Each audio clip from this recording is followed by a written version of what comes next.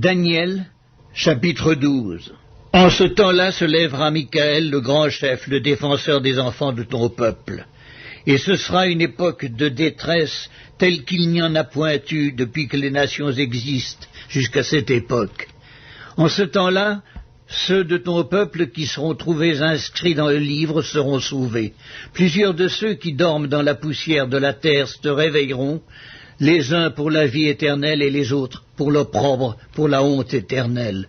Ceux qui auront été intelligents brilleront comme la splendeur du ciel, et ceux qui auront enseigné la justice à la multitude brilleront comme les étoiles, à toujours et à perpétuité. Toi, Daniel, tiens secrètes ces paroles, et scelle le livre jusqu'au temps de la fin.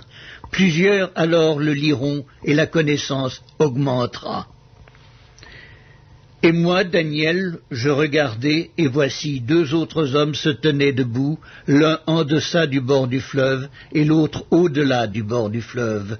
L'un d'eux dit à l'homme vêtu de lin qui se tenait au-dessus des eaux du fleuve, « Quand sera la fin de ces prodiges ?» Et j'entendis l'homme vêtu de lin qui se tenait au-dessus des eaux du fleuve. Il leva vers les cieux sa main droite et sa main gauche, et il jura par celui qui vit éternellement que ce sera dans un temps, des temps et la moitié d'un temps, et que toutes ces choses finiront quand la force du peuple saint sera entièrement brisée.